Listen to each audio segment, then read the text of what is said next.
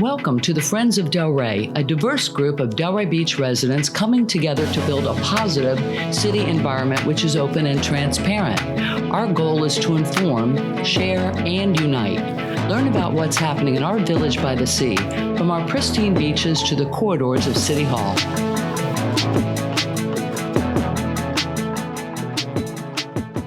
Hi, I'm Judy Malika, moderator for the Friends of Delray podcast, and a concerned Delray citizen willing to ask the tough questions of our informed guests and dig deep into the issues relevant to the future of our wonderful city. Today, we're going to be discussing water in Delray Beach, the past, present, and future. We're delighted to welcome two very, very informed guests, Rob Long and Tommy Stroud.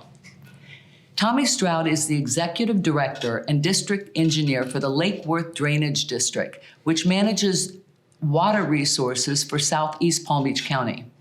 He has more than 45 years of experience in civil, environmental, and water resource engineering in both the public and private sectors. Rob Long chairs the Palm Beach Soil and Water Conservation District. He's a civil engineer and is the owner and operator of Door-to-Door Strategies. Rob has served on Delray Beach Green Implementation Advancement Board, Site Plan Review and Appearance Board, and Planning and Zoning Board. Welcome to Tommy and Rob. Thank you for looking out for our water and serving our community. So let's go ahead and get started. We're going to discuss water in Delray Beach, past, present, and future. Rob, I'm going to start with you. Great. In October of 2020, there was an investigative report by the Public Utilities and Management Services. I tried to read it, but I couldn't eat enough chocolate-covered espresso beans to get through it. But I got that it resulted in $1 million penalty to the city of Delray Beach. What were the regulatory agencies involved? What were the water issues, and what was the time frame of all of that? Sure, and first of all, thanks for having me here, Judy. So that was the Florida Department of Health, I believe, who cited the city back in 2020. I believe the issues had started, the reports of the issues had started back in 2018. Okay. When a few folks, mainly on the barrier island, talked about getting sick. I guess their pets had gotten sick as well. And the fines came, and it included a few different things. The biggest issue was the reclaimed water cross connections. And reclaimed water, for those of you that don't know, is really only appropriate for irrigation. It's partially treated wastewater. And those pipes basically got mixed up with drinking water pipes, and that made folks sick. And so that was the main issue that they were cited for. Those are the cross-connection problems. Yes, that was a cross-connection. That was the main issue, and then there were a few other problems sort of surrounding that, dealing with documentation. And I believe there were some issues with sediment in storage tanks. I think I heard that there was a storage tank that hadn't been cleaned in 38 years, and they're supposed to be cleaned and inspected every 5 years. Wow. So that was part of it as well. And I don't know if it was part of the fine, but I know the Florida Department of Health had cited the city for not disclosing that residents had reported being sick in 2018. And so I believe the fine encapsulated all of those issues. Well, I know the city just paid that, actually. I think in late fall of 2021, it showed up on the budget. It was paid out of the city's water and sewer fund. Late fall of 2021. I know that they had hoped that the city's insurance carrier would write the check, but that didn't pan out. Huh. And that left the taxpayers footing the bill. Speaking of taxpayers' monies, can you talk a little bit about Christina Farragon and the whistleblower suit that's out there against us? Right. That's been in the news quite a bit lately. I believe that's over essentially the same issue, that she was an inspector at the time with the city when these issues first came up, and she disclosed some of the water cross connections and other issues. And after that, she was let go from the city. And because of that, has, I think, filed a complaint with the Department of Labor. And now there's ongoing litigation, which she has filed suit against a federal the city. suit. Federal suit, yeah. Yikes. Sorry, I'm not going to ignore you, Tommy. I got a lot of questions. I'm learning for you. a lot. So You get ready. You get ready. I'm doing good. Thank you. Can you tell us about the water treatment center that's 70 years old? I don't know if I have that number right, but I think it's around 70, like almost 70 years old, if I'm not mistaken. Okay. And I know that we have approval to build, I believe we have approval to build a new water treatment facility that is slated to be completed by 2026. I think that's now the budget is looking between 125 and 130 million. And, but it's an exciting thing. We desperately need one. The population has grown immensely since that treatment facility was obviously first built. And we need more current methods, updated methods of filtration, like nano filtration, things like that. I think right now, the facility just uses a type of lime softening filtration that isn't great. A lot of folks have complained about the color of Delray's water, and that has kind of been cited as one of the reasons that it has that color is because their method of treatment. The method of filtration. And so there's a lot of things that we really need to happen with the water that this plant will solve. That's a lot of money. How long has that been, is that something that's been looked at and we just kicked it down the road a little bit, or? Yeah, I mean, I think there have been opportunities to look at this a lot sooner. It's been a need for a long time. It's been a projected need for a long time, but for whatever reason, it's only really reached a tipping point now as to where we've gotten to this point where we have a new plant that's finally being slated to be built. So I know that Lois Frankel visited Delray Beach February 8th, I think it was, and she visited a bridge, but also the water tower or whatever. Yeah. And there's 11 million under the American Rescue Plan that Lois Frankel is giving to Delray Beach, or that portion of it. So that's kind of exciting. That will offset that 190,000 million, whatever you just said, by a little bit. Yeah, well, $11 million is nothing to sneeze at. No, so that's terrific. It'll help chip away at that. That is good. New budget. So one more thing before I make poor Tommy do all the work here is what are PFAs? What's the concern of them? Is this 70-year-old water filtration system doing a good enough job of that? No, it's not really doing anything for PFAS in the water.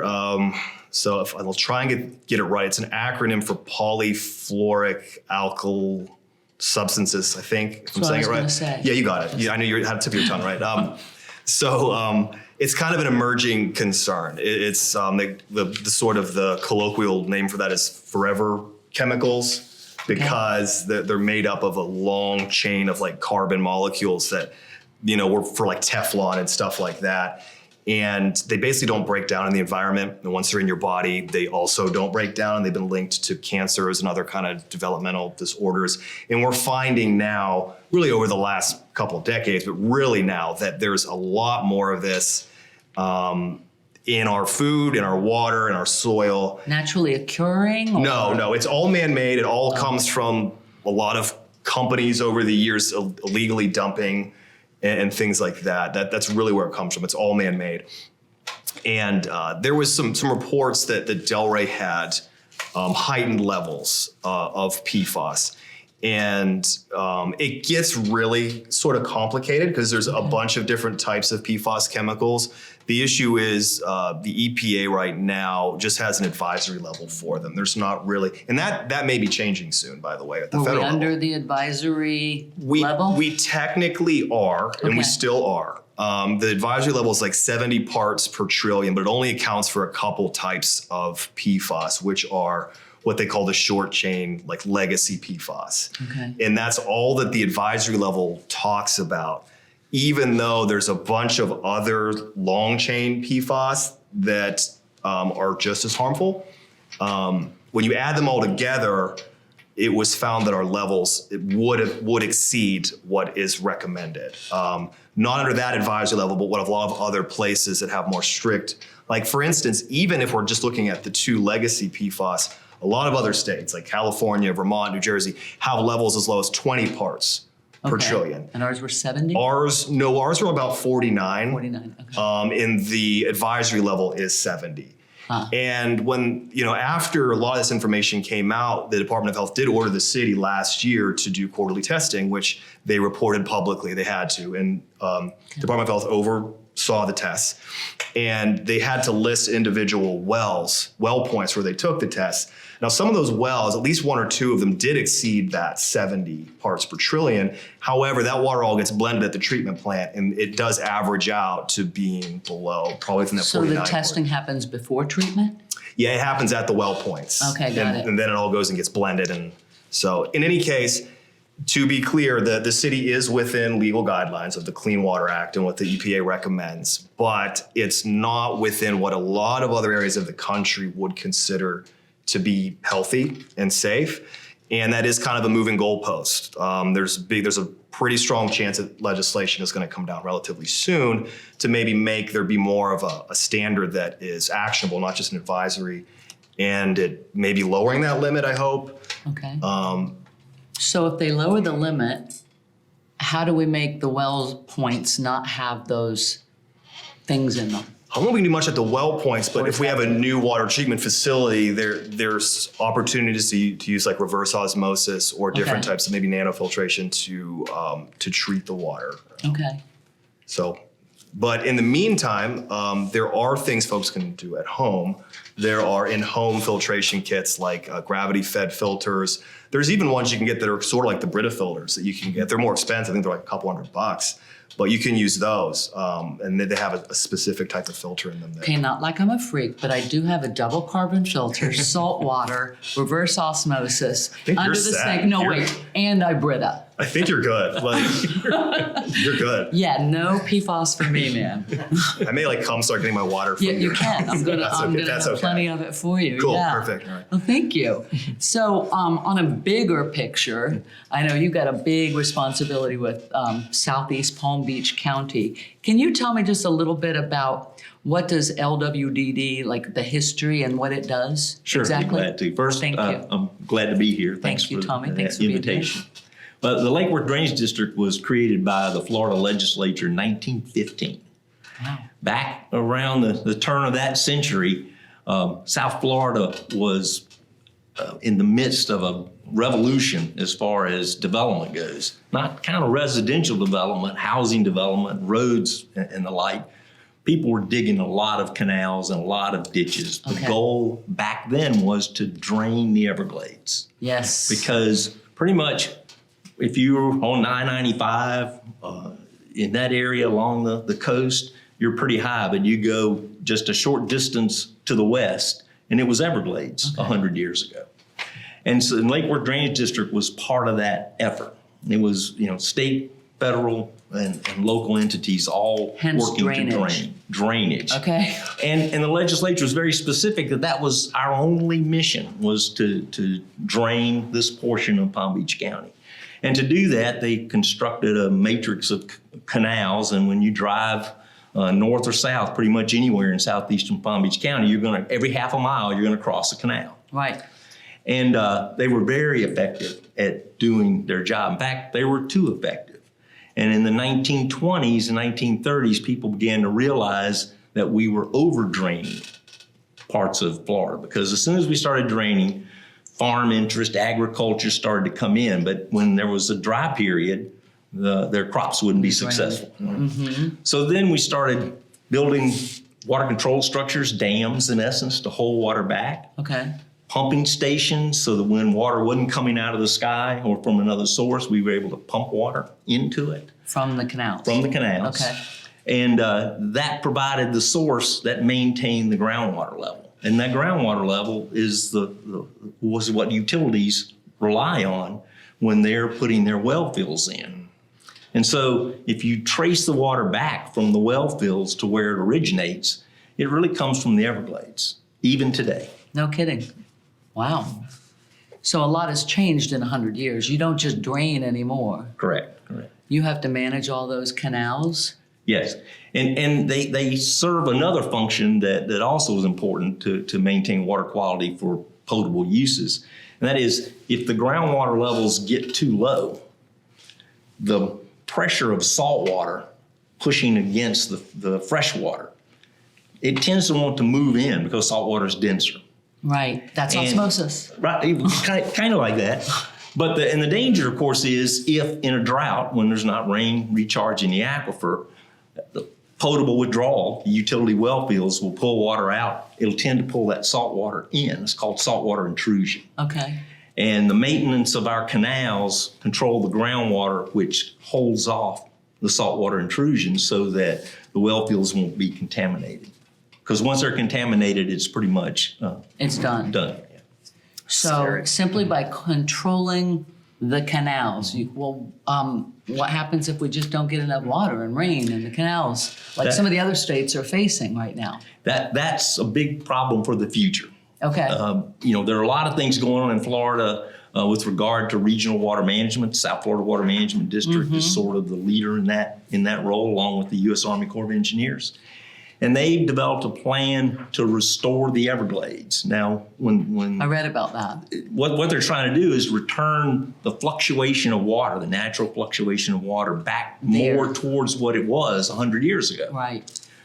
But we have millions of people that live and work in South Florida now. So you have to do it very carefully so that you're not taking water from one public use Right. to apply it to another public use. And so there's a lot of effort with regard to control of elevations and levels and regulations of controlling water in Lake Okeechobee, as well as the canal network. Matter of fact, they're going through that process right now of reevaluating it.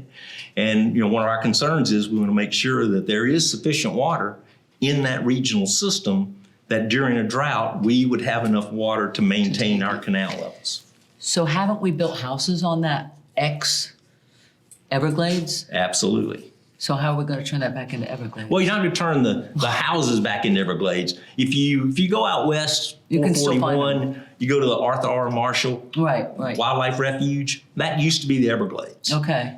It's a lot lower water levels. It gets drier faster.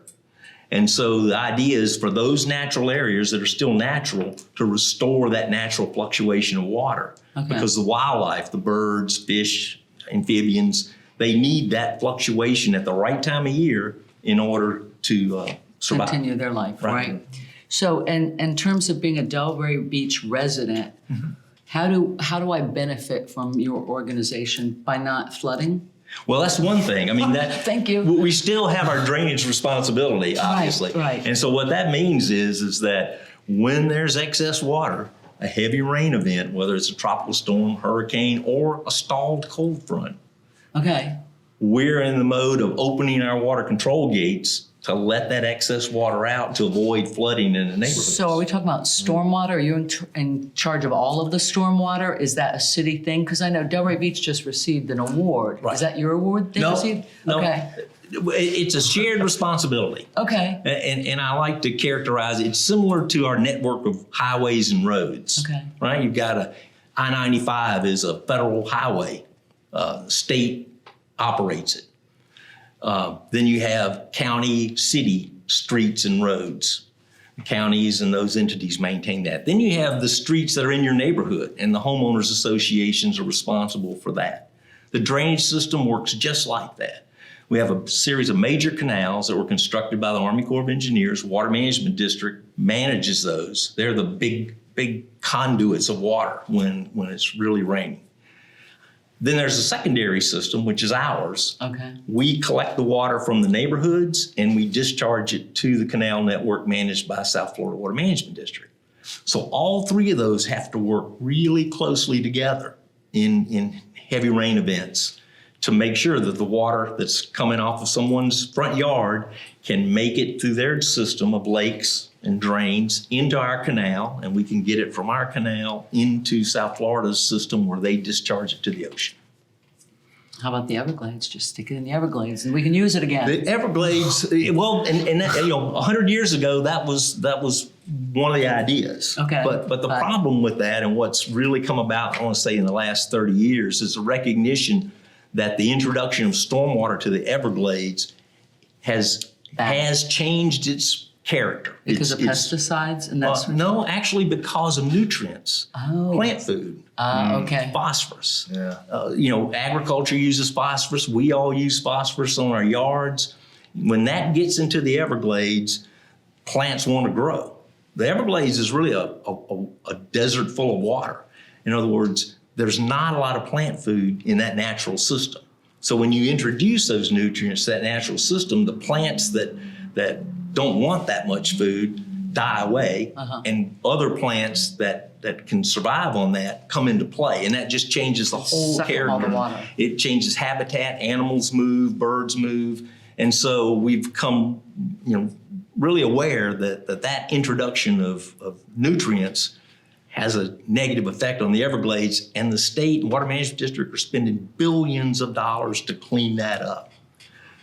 And so it's a big effort. So our stormwater needs to go in the ocean. Okay. Now, before it goes there, every lake in every community has a role to play in that. They are They the collect some? shock absorbers of rainwater. You don't just take the water that runs off the concrete, runs off the street, and put it right into the canal. Our canals couldn't handle that.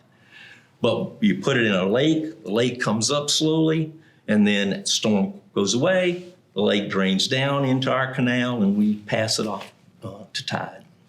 So Very it's a interesting. very intricate system that very few Yeah. people understand. Man, that would take me Really the rest of cool. my life. Well, you've been at this for a while. About I 45 expect you years. to know this, okay? So can Lake Water Drainage District do anything to prevent algae blooms? Or is that something? Yeah, algae is a really interesting problem. It is also fueled by the nutrients that I just discussed. And it's characteristically everywhere all the time. But for some reason, and scientists are still trying to understand the dynamics of it, it'll explode. Septic tanks and groundwater, the discharge of those kinds of nutrients mixed with the fertilizers from your yards and from farms are just the perfect food for blue-green algae. And so we do treat for algae if it manages to infest one of our canals. We don't have a big problem with it in this part of the county, mainly because there are not a lot of septic tank systems that are near the coastal areas. Okay. But other parts of the state have a lot. And it's everywhere. I mean, it's not just a St. Lucie or a Caloosahatchee issue. It's all over the state and, in fact, all over the world. So the septic tank is a key factor in that. That's what they're coming to That's understand. what, okay, how about temperature?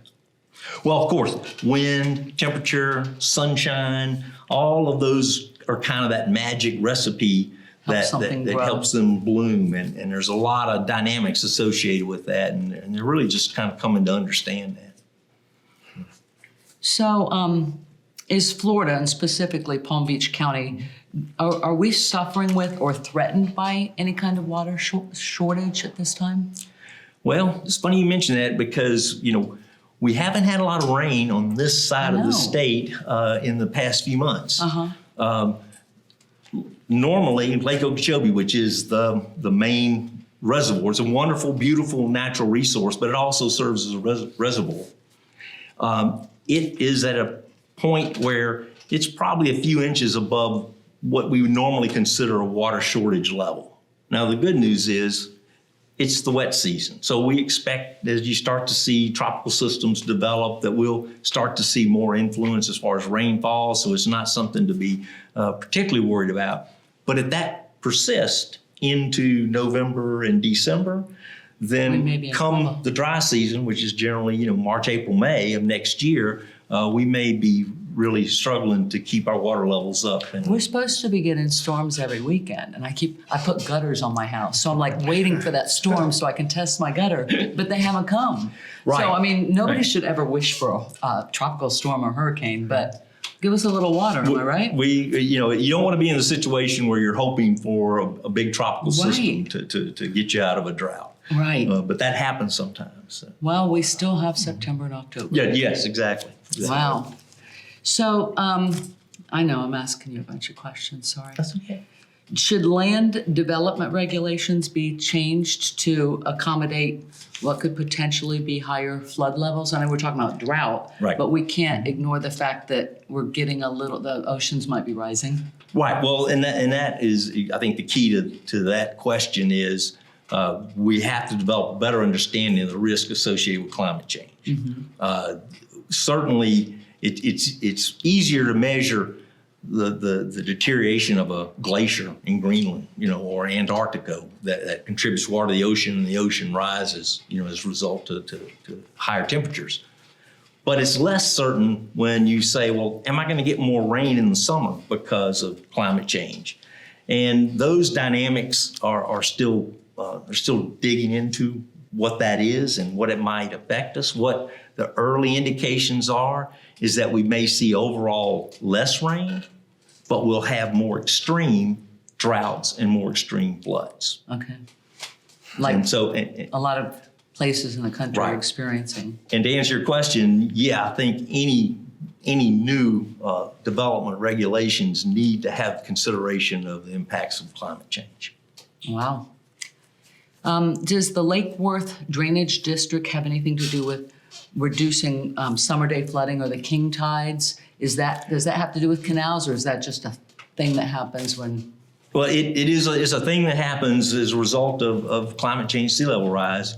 But we are inland, as I mentioned. We're west of Interstate 95, and so we're 20 feet above sea level or more in some areas. So we don't have that direct impact, but there are indirect impacts, particularly when storm surges occur. If the storm surges are incrementally higher because of sea level rise, that's going to choke the ability to push water out in a storm event from our structures, and then that results in higher stages and potential more flooding as a result of that. So it's a domino effect. In Boynton Beach, over by Marina Village and Two Georges, when the king tide happens, that water goes, the canal there with that marina goes all the way up into the road, and it used to go in a plaza where I had an office. And then I think the same thing happens by Deck 84. Yeah. Is that in the Marina District, right? Where it goes all the way up and gets, Right. and so it is kind of here. I don't know how it can be ameliorated, or if it can be. There are a lot of communities that are Higher seawall? really struggling. Well, that's the first step. I mean, and a lot of people are doing that. You go down to Miami Beach and some of the areas down in South Miami-Dade, they're actually elevating roadways. Yeah, I've seen it. You should be doing that in Key West. And too. doing it in Key West. Yeah. And so those are the first steps that I think you have to get your elevation up because the sea level looks like it's going to continue for some time to come. So my next question is, what are the challenges to you in the next 10 years? Not you personally, but you personally as your job. Right. Is this all part of what we've been speaking about? Oh, yeah, absolutely. Yeah. We participate with the Water Management District. I think climate change is probably our biggest challenge because there's a lot of uncertainty associated with it. But also, as I mentioned, as we replumb the system to take better care of the Everglades, we're going to have to make sure we're not unintentionally creating a situation that has an impact on another part of the state or another community. So it's really important that we pay close attention to how those portions of the restoration plan are being implemented. It's really important that what? Say that over again? Yeah, sure. It's really important that we pay attention to the process of implementation of Everglades restoration so we make sure we don't have an unintended impact on another part of the system. Does LWDD have any impact on water quality? No, we are just a conveyor of water. Okay. In other words, so it's up to us, the cities, to look at the quality and when we were created in 1915, we weren't delegated any authority to deal with that. And when the Clean Water Act in 1972 was passed, that delegation went from the federal government, EPA, to the state, Florida, DEP. They delegated it to the water management districts, and their stormwater permitting program encompasses all of those issues. So we haven't been given the authority to do any of that. To step in on that? Right. But you probably know all about it. With regard to what you were saying about the doing the Everglade plan and how it might impact other areas, how do you find out? Because we don't know everything about all these little microsystems. And knowing that we don't know everything is the most important part. But does it paralyze you, or does it just make you pause or make you confer with other experts? It's the latter. In Okay. other words, remember I said in 1915 everybody was digging canals. That's where you were ditch diggers. And Just kidding. they didn't realize they wanted to drain the Everglades. Right. They didn't see the Everglades as a resource. 100 years later, everybody sees the value of that habitat and the water that's there and the quality of it. The canals have impacted that. That was an unintended consequence, right? So when we want to restore the ecosystem, we want to make sure we don't have new unintended consequences that we impose on other people. And working together between state agencies, using technologies like computer hydrologic simulations, those kind of things can answer some questions. A lot of new questions come up, but it gives you a path. And when you develop a plan like the Everglades Restoration Plan, you want to make sure it has the flexibility to change. So when you learn something new, you can modify the plan to accommodate it. Very exciting, very scary too.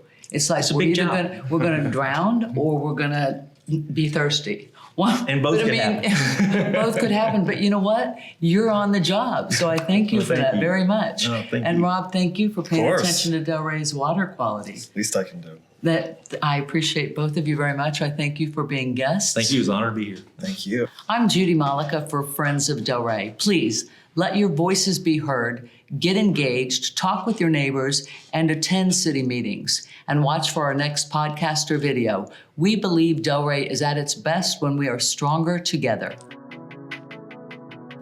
Thank you for joining Friends of Delray, addressing the relevant issues facing our community. Follow us on Facebook and YouTube, and please sign up for our newsletter at our website, friendsofdelray.us. We believe Delray is at its best when we work together.